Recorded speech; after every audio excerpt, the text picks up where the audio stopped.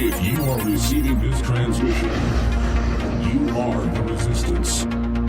Former Obama-era Director of National Intelligence James Clapper, and former Bush-Obama-era Deputy Director of the FBI Philip Mudd, and former Obama-era CIA Director retired General Michael Hayden want America to know that regardless of the corruption all over the intelligence community's hands, we should just trust them, because at the end of the day, it's all President Trump's fault. You know, without Strzok, there'd be no special counsel investigation. Without the dossier, there'd be no special counsel investigation. Without this focus on Page, there'd be no special counsel investigation. So the special counsel's built on a sand of corruption. And this is why, in my view, it needs to be shut down. Strzok, remember, worked the Russia investigation for well over a year plus, nearly 2 years, before, in secret, Mr. Mueller had to pull him off the investigation because the IG got a hold of the text messages like these. What bothers me the most is the institutions and values and norms and standards of this country that I spent a good 50 plus years in one capacity or another. I've toiled in trenches of intelligence for every president since John F. Kennedy. And when those are under assault, which they are now, I felt it was my duty, my obligation to speak up. Obviously, I've said a few unkind things, minorly, about the president on TV. We transition now to a national security advisor in a political realm who argues that an opponent on the stump should be locked up in prison and who argues that 1 billion plus Muslims should be grouped together. And then we go on to argue that that individual's son who retweets fake news should be given access to top secrets. You want to tell me that we're going to transition into the Situation Room to reality, and I'm watching a clown show. I've had it with this, Wolf. Is there a real national security issue at stake here? Heck no, this is ass backwards. Well, I will be clear in saying that everybody in Washington, D.C. knows if you don't want to be honest about it, that's on you. But if you have a security clearance and you keep it, you get more money to have it. We're done. Get out. Phil, it's not your show, so I'm staying right here. And this Don't be defensive about it. As a former government official, government's going to kill this guy.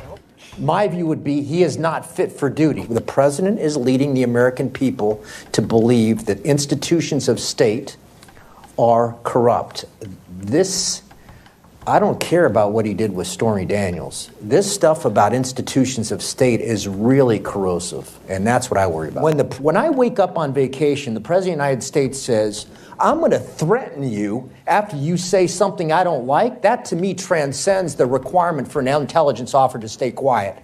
I'm going to say, no, you're not. That dog don't hunt. It's a bigger issue than my responsibility to remain loyal to the ethos of the intelligence community to say, you're not going to tell me when I can speak when I didn't serve in the government for the past 8 years. That's not going to happen. What he does is attack the institutions in government who might, for their own reasons, oppose this or that policy initiative. And he tries to invalidate. So intelligence officers are Nazis.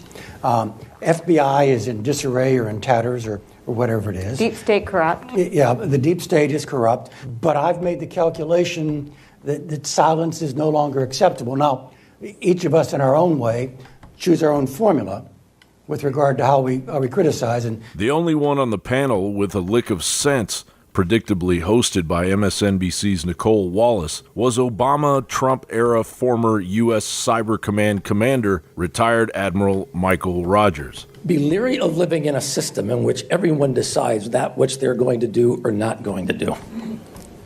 I would urge anyone, stand up and speak your mind. Hold yourself accountable. But I just find this, guys, the power of the structure is the values of the institutions. But we have got to uphold the values and the ethos, even as others have different views and are engaged at times in behaviors that we don't like, we don't think represent norms, and we think are working against the structure. We have got to make sure that in the face of that, we are maintaining our professionalism, our ethos, our integrity.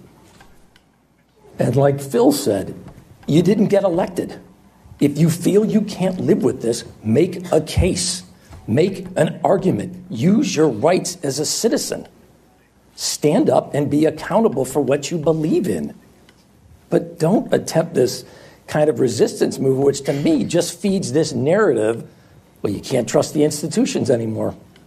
And like a rabid dog, Philip Mudd drives the skewed Russia narrative home, like a good deep state rep should, attempting to hold Russia accountable for Antifa and Black Lives Matter, when everybody knows that George Soros personally funds both of them. And these guys were in charge of our national security? Look at what the Russians have done. We keep talking about protecting the American electoral process. This is a revolutionary leader in Russia that wants to reestablish the empire. He's about sowing discord at a profound level in our society. You're talking about Antifa, Black Lives Matter, Charlotte. He is trying, if you look at their activities, at a sort of mid-tier level, if you will, to disrupt elections. At the macro level, he's trying to create a civil war in this country. That's where I think the White House needs to interject and not only not put fuel on the fire, say, look, we are an American people who want to be a city on a hill. We have to get over discord and talk about things like how do we get beyond Charlottesville and how do we get beyond racial divides in this country that involve having a black kid shot in a white neighborhood by a white cop. That's what the Russians are trying to do, and it is profound. How do we do that with a president that wakes up on 9/11 and attacks the FBI? I do think there has to be a conversation that says, how do we bring people together instead of encouraging people to demonstrate against somebody else in Charlottesville, Virginia, and saying that a white supremacist equates with a black activist? You can't do that, and the Russians are building, I'm going to get personal.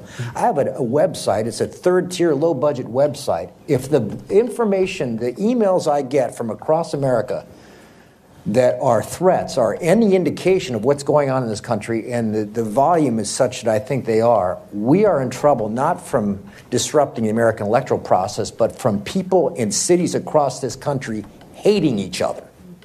That's what the Russians are trying to go after. I think the subtext is electoral discord. Our overarching message is we want America to be so consumed with civil discord that they don't care about what we do in Ukraine. And if you needed another reason why it's pointless to watch CNN. Back to my earlier metaphor, in emergency, break glass. Are you breaking the glass? Yeah, no, for our tribe, yeah. The fact that 3 of us are under contract to CNN is in itself an offense to MSNBC. It's okay, it's okay, it's okay. We're good. But we can step back and say we're proud because I spoke this on CNN. I'm proud to be a holder, and I want a t-shirt. Go away, intelligence needlers. America doesn't want to listen to your broken record anymore. John Bound reporting.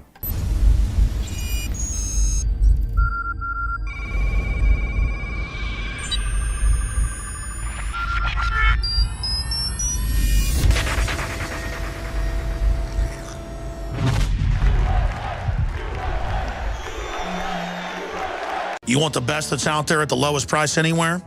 Well, we're bringing you a total win-win.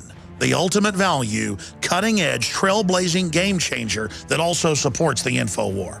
We have produced a limited run of DNA Force, and it will take up to 12 weeks to produce more once we sell out. Secure your DNA Force today at InfoWarsLife.com or call toll-free 888-253-3139. DNA Force from InfoWars Life.